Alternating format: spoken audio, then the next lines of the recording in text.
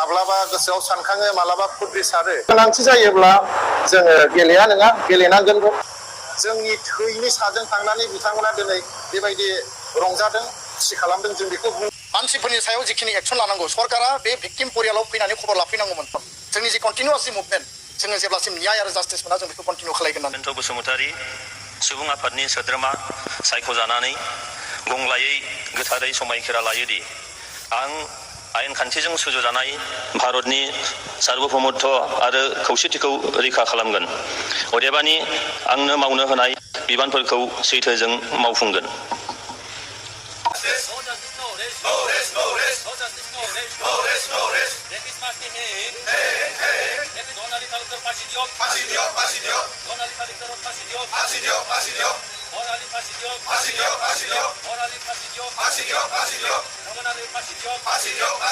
जे फैबाय थानाय 2025 मायथाइयाव बिटिआरआव बिटिसिनि मोनसे इलेक्सन जागोन बेवहाय इन्डिपेन्डेन्टलि इउनाइटेड फराम अफ एनडिपिआ सायख'थि गेलेगोन होननानै गोबां मानसिया रायलायसावदों आरो जोंनिसिमबो बे बाथ्राफ्रा फैदों नाथाय इउनाइटेड फराम अफ एनडिपि हिसाबै डिस्ट्रिक्ट लेभेलानो जा सेन्ट्रेल लेभेलानो जा दिनैसिम बेबायदि आबुङै बा गुवारै सावरायनानै बेबायदि दिनैसिम थांखि लानाय जायाखै जोङो गोबां समाव गोबां सावरायो बेफोरखौ हयथ' खोनादोंबो जानो हागौ मानो होनोबा मालाबा खुद्रिसारनाय फैयो जे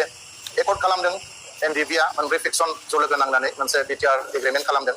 जों गोबाव सम नेबाय 4 बोसोर नेबाय जोङो जोंनि जे एकर्डआव थाखानाय जि दफाफोराव लिरखानाय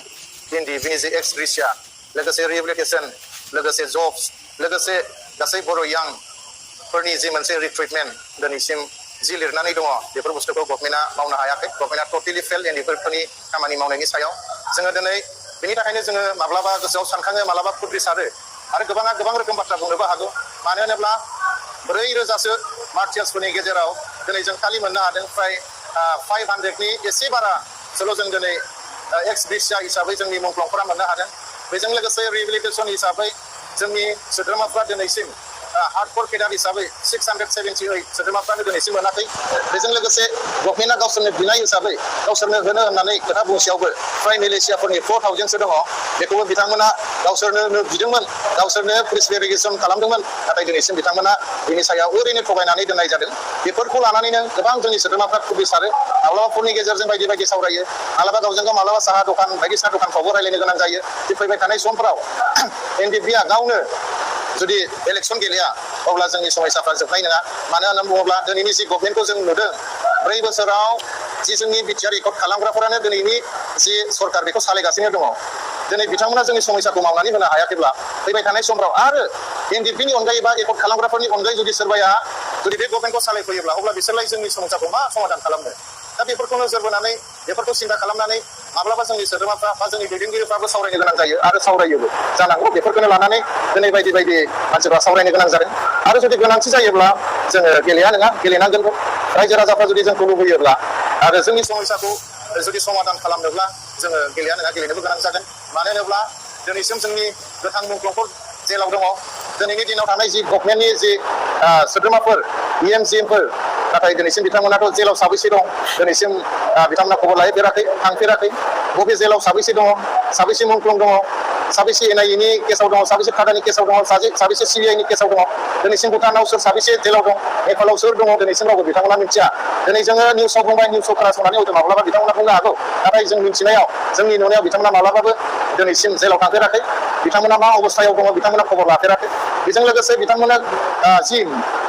न'खरफ्राव दिनै बिथांमोननि हिन्जावफ्रा हाजिरा मावदों सोरनिबा हिन्जावफ्रा फिसायखौ नेयै नेयै मोनैया दिनै खारलांनो गोनां जादों खारलांदों दिनै सोरबाया दिनै फासि नांनानै थैनो गोनां जादों बिथांमोना नाथाय जोंनि 34 इयार्स नांनायनि जि थै जिउ जों मोननाय बिटिआर बेयाव बिथांमोना रंजागासिनो दं शासन खालामगासिनो दं खुसि खालामगासिनो दं जोंनि थैनि साजों थांनानै बिथांमोना दिनै बेबायदि रंजादों खुसि खालामदों जों बेखौ बुंनो लुबैयो माब्लाबा जोङो माने गोसोआव दुखु फैयो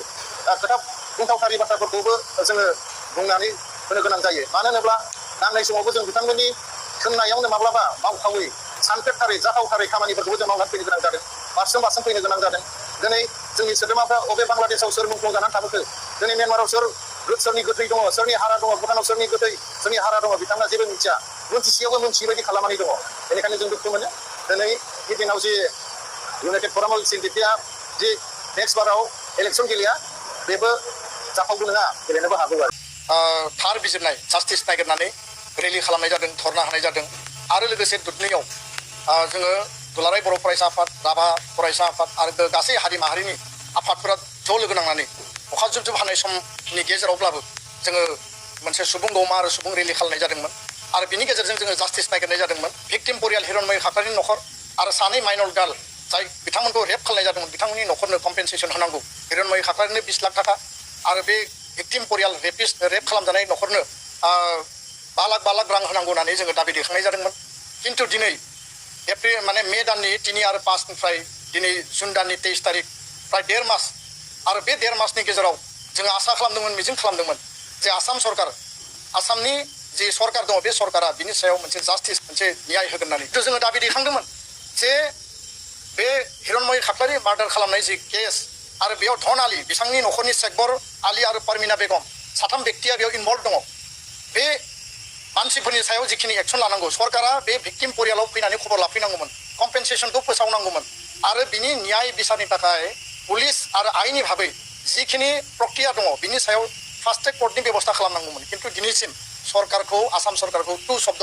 जों खोनानाय नुवाखै कुनु मन्त्रि न'खराव थाङाखै डिजिपिआबो न'खराव थाङाखै नि थाखाय जुदि राइट जास्टिस होआब्ला खबर लायाब्ला सरकारनिफ्राय जुदि कुनु पदक्षेप जायाब्ला दुलाराय बर' फरायसा आफाद बड' मादार एस'सियेसन आरो गासै जोंनि हारिनि आफाद गौथुमफोरा लोगो नांनानै जोंनि जि धाराबाहिक आन्दलन जोंनि जि कन्टिनिउवास जि मुभमेन्ट जोङो जेब्लासिम न्याय आरो जास्टिस मोना जों बेखौ कन्टिनिउ खालामगोन होननानै दिनैनि बे प्रेस मिटनि गेजेरजों फिन आरोबाव आसाम सरकार आसामनि गिबि मन्त्रि डक्टर हिमन्त बिश्व शर्मा बिथांखौ आपिल खालामदों दाबि खालामदों जाहाथे बिथाङा इन्टारभेनसन खालामो हस्तक्षेप खालामनानै बे जि दुधनै गें रेप आरो मार्डार इन्सिडेन्ट बा बे जि मार्डार घटना बिनि सायाव जाहाथे बिथाङा स्ट्रंलि एक्सन लायो खामानि मावो आरो बिथाङा बिनि सायाव इनिसियेटिभ लायो बिनि थाखाय जों फिन दाबि दैखांदों